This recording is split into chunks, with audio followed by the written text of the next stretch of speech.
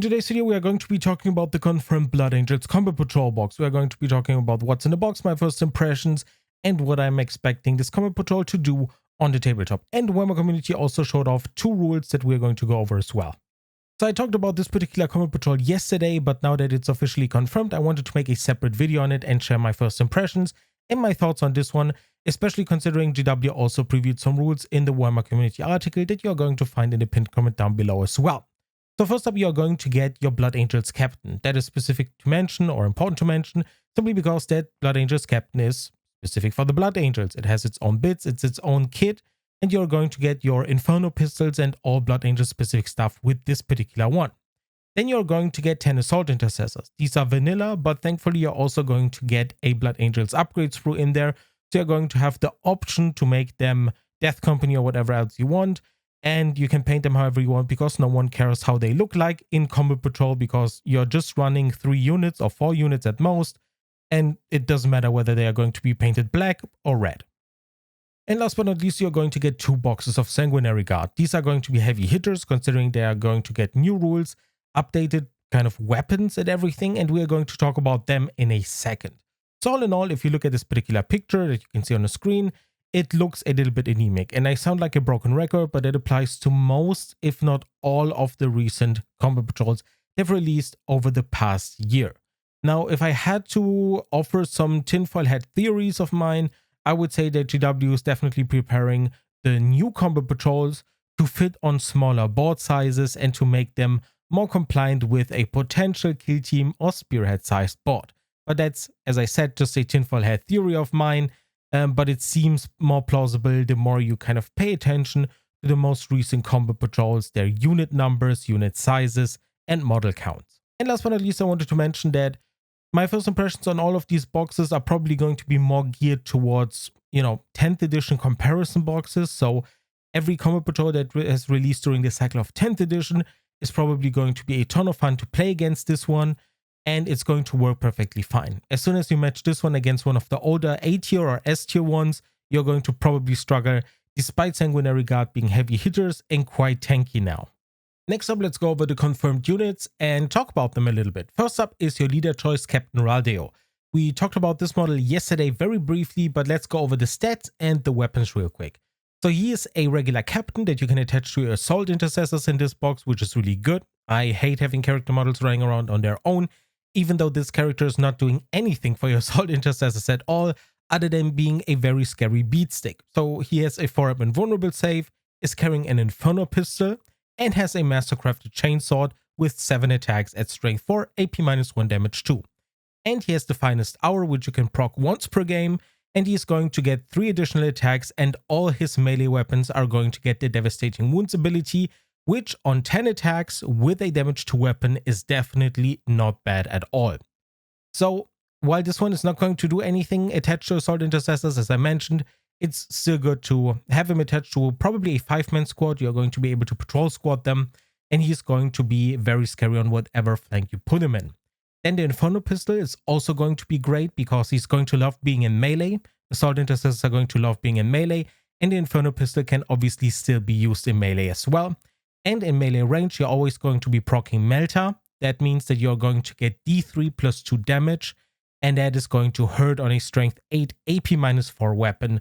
So all in all, Captain Raldeo, a little bit boring, but a relatively serviceable beatstick. Then your Assault Intercessors are probably going to be regular Assault Intercessors. Now please keep in mind that you're not going to get your detachment rules, so depending on what you get in your Codex supplement, you're also not going to get any +2 to strength and +1 attack on the charge. So yeah, you have to pay attention to that. The only thing you're getting is obviously Oath of Moment, and that's going to be that. Now, as far as your Sanguinary Guard go, they received a number of changes. So first up, you're obviously only going to be able to run them in units of 3 to 6. In Combat Patrol, it's always going to be better to run them in a unit of 3. So you have 2 units flying around, capturing objectives, contesting objectives, and fighting opponents. And that is going to be the better way to go. And as far as their defensive profile goes, they changed significantly. They have an additional wound. So they are going to be sitting at 3 wounds, and they have a 4-up invulnerable save, which is probably the biggest defensive change they have received. So you're going to be probably sitting at toughness 4, a 2-up save, 4-up invulnerable save, and 3 wounds, which is not bad at all. As far as their weapons go, you're going to be looking at either the blades or the spears. Now, looking at the picture of the combat patrol, it looks like you're going to have 2 guys with spears and 1 guy with a sword in each unit, and that tells us more or less their loadout.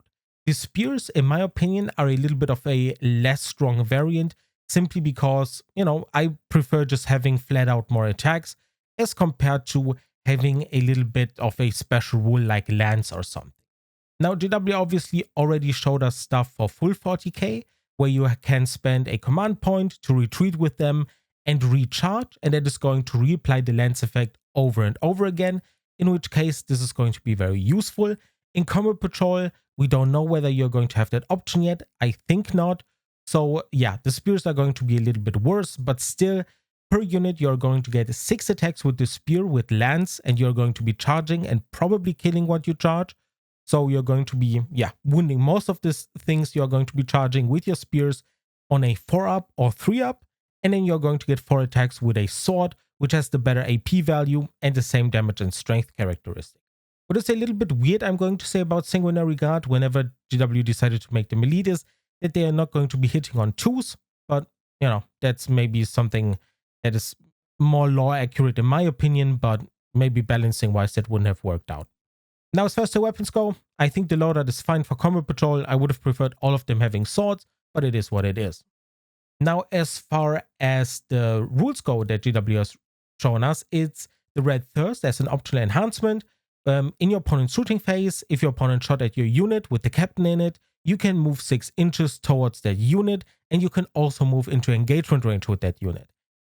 As I said earlier, you don't have your detachment rules, so not charging doesn't change anything for your assault intercessors. You're going to be in melee, and the only thing you're basically losing at that point is that you're not going to get strike first because you charged, and that's basically it. So if your opponent has a lot to shoot with, and if you can actually get into engagement range with the first unit that shot at you, you're going to have a huge benefit in that you're not going to be able to be shot at that point. Red Thirst seems okay. I would need to test this one out a little bit to see if it's really worth it, or whether it's just, not enough or not interesting enough as an optional enhancement. But for now, I think, being able to move a more or less free 6 inches and being able to move into engagement range seems decent. And last but not least, they have shown off one of the stratagems, Refuse to Bend. This one basically allows you to gain a 6-up Feel No Pain in melee or at close range. And if your opponent is more than 12 inches away, so long range shooting, you're going to receive a Feel No Pain of 5-up.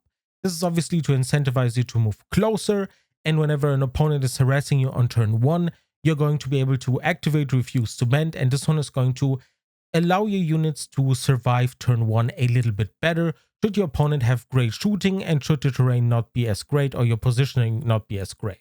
So Refuse to Bend seems quite strong in my opinion, and definitely is one of the better stratagems. As always, we're going to take a closer look at the entire Combat Patrol once we have all the rules, and I'm going to make a full review with points breakdowns, upgrades, a pricing breakdown, and so on.